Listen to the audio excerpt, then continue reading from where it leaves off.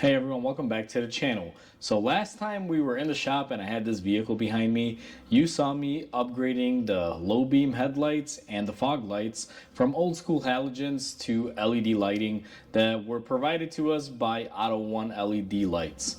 So we already did the install, and in that video I mentioned that when you convert your vehicle from halogen to LED, you have to aim your headlights correctly because you do not want to drive down the road and blind people. And it's a very common thing. I've actually seen many videos like this on YouTube where the comment section is filled with people talking smack, talking about you're blinding people, this and that, you can't do it, you shouldn't do it, it's not right, it's illegal, and so on. A lot of legitimacy there. I'm not going to say that those people that comment that are wrong, but there are right ways to do things. You can retrofit anything and do it correctly without having an issue. So today I'm going to show everyone how to adjust the headlights on this particular vehicle. Now, every vehicle out there on the road has a similar adjustment style, I want to say, especially if it's of this vintage and this era and this style of setup. If your vehicle has like a HID setup or something like that, sometimes they don't really have an adjustment. Or if you have the type of vehicle that has a movement of a headlight, depending on where you turn your wheel, like an intelligent lighting system, there's going to be some exceptions. But for most mom and pop cars like this, it can work out in your favor and you're able to adjust them. So you got to kind of be mindful. Every car is going to be a little bit different, but this Honda has the most common method that is out there and has been out there for a while, which simply you only need one tool, and that's going to be a Phillips head screwdriver. Now I want to make a note. Notice I said screwdriver, not drill, because you're supposed to turn a little gear, and if you use a drill, you're going to wind up damaging it. So you got to be careful, use a screwdriver. So let me go ahead and show you what we're going to be adjusting. We are aimed at the right headlight, and if you're just looking at it, you wouldn't notice that there's an adjustment on it. But the adjustment happens internally in the lens structure itself. Most manufacturers provide something like this. Now, if you look at this and you don't know what you're looking for, you won't really know. But if I move the camera and zoom everyone in, you'll notice right here we have this little arrow, and you have what looks like a U and a D. And it's showing you which way to rotate for up or down. And if we look a little bit farther in there, which is very difficult to see, and I can't even really get the camera behind there to show you really well, but there is a little cutout, and I'm trying to hold the camera while doing this, and all you do is technically put a screwdriver in here like so, and it'll basically adjust it. Now I'm gonna have to invert the camera here. Hopefully my video doesn't flip around. Try to show everyone.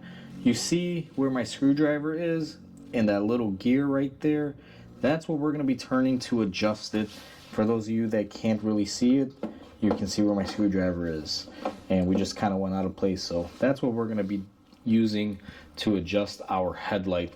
So in the next clip, let me show everyone where our adjustment is now compared to for a before and after. Our setup goes as follows. I have the car in the garage. It's on a level floor. That's the key here. You got to be level. And then we have it pointed towards our garage door, and we have about maybe 3 feet, 4 feet, somewhere around there between. So this is pretty indicative of kind of the setup you want to do. And in order to adjust them, what you're going to want to do is turn on your lights, and we can see that we are pretty much right there. Now, initially looking at this, it looks like the passenger side is just a tad bit higher. You can see how it's slightly up, which, to be honest with you, I even noticed with the halogen lights. When I drove this thing, I did notice one light is a little bit higher, so that's not really all due to the LED. But since the LED has usually a little bit of a wider stance and just a tiny bit more glare, that's why you want to bring them a hair down. Now this car is actually not too terrible when it comes down to it. I want to get my headlight aimed roughly about just above right here. You guys can kind of see that. So in essence, I'll use my screwdriver pointer. So we just got to come down a hair on this one, kind of where that beam just is roughly by this hinge on the garage door. And we're going to do the same thing for the right side, although it does look kind of crooked. Just by the way you're looking at it right now, because the way the camera is set up on the tripod, guys, it's really hard to film this in, perfect motion, but just bear with me. So what I'm going to do next is I'm going to come in here where I showed you, and we're going to insert our screwdriver. And what we're going to do is we're going to lower our lighting here. Now, let me see which way is down. Okay, so it's going the wrong way.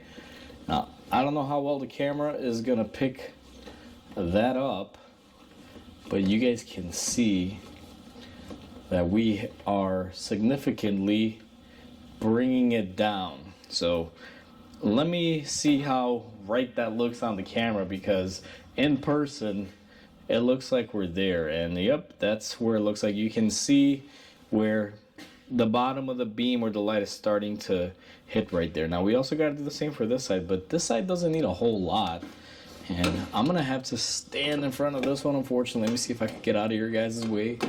I'm just gonna get this set up in here, and now we're gonna see which way is up or down, and it looks like we are moving it down right there. I don't know if my arm's in the way or if you guys can see it, but right about there looks like it's good. To be honest with you, I think I went a little bit too far down on this side, so let me see if I can kick it back up here. And the way I'm gauging it is simply based on where this middle line meets, which is right here. You can see they're both pretty even. Let me see if the camera picks that up. Once again, on camera, it looks like a slight tilt, but in real life, it's actually pretty level right there. Our light has come down to the point where, it's where we should be at. Now, if you aim your headlights or you do this conversion and one of your lights is aiming up here, and you only have so much finite adjustment that you can do here. So if it's something in the case where your headlights are flip-flopped or way up, it may be an installation error. So just be mindful of that. Sometimes what you can do, and I'm going to see if it's the case on this side. Let me get in here. Let me gain access to my LED bulb.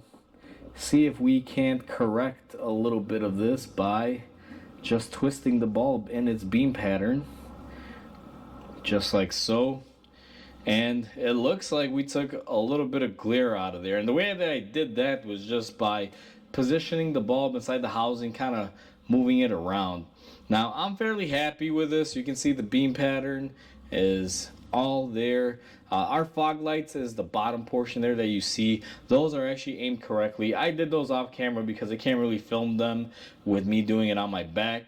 However, it's the same principle as the ones up top.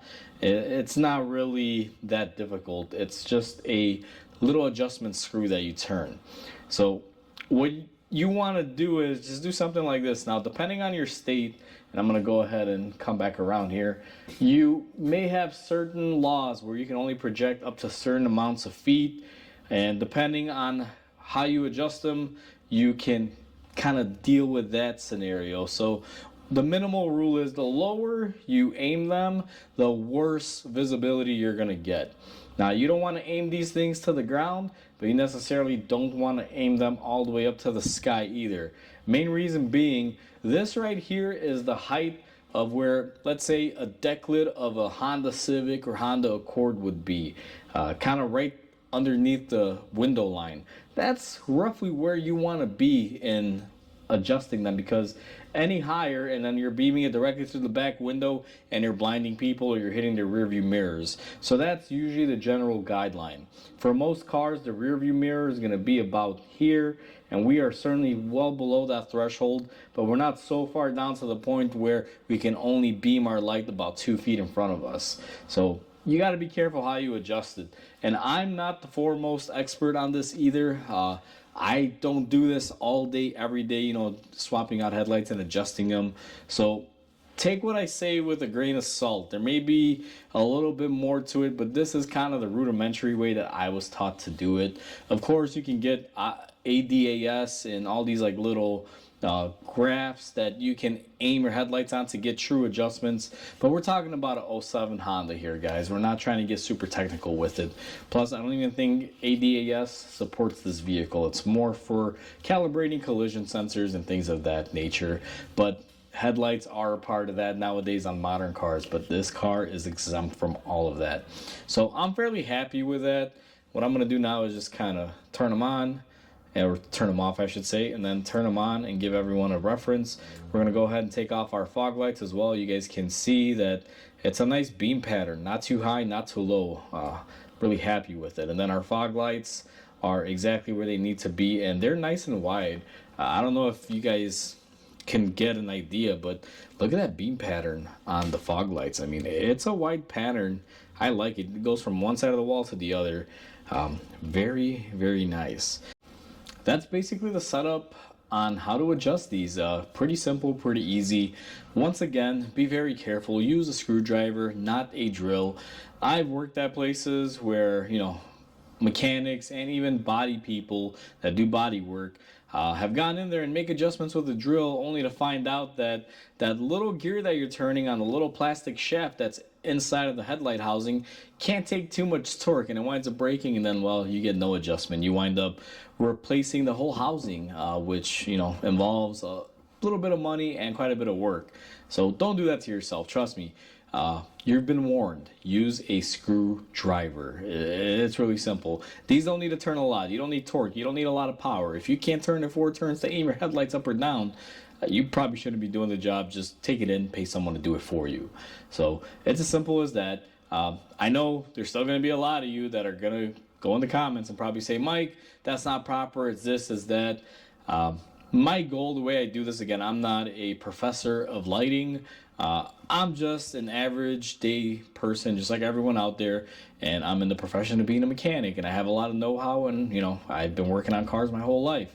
And this has always been my method. The way that, at the end of the day, I set it up is not to blind people. So I aim them a little bit down just to get the glare out of them, because the beam pattern on LED is a little bit wider. So if, imagine a halogen light is narrow like this, LED is a little bit higher, so you just want to take away a couple inches of that movement so you're not too far up to blind people. That's the mindset I go about when I do this. So if anyone out there is, let's say, a lighting expert and knows how to do this better than I do, please don't judge me too hard, because my goal is just not blinding everyone out on the road. And for those of you that might say, that's great for the people that you're behind, but what about oncoming traffic? Here's the thing, guys.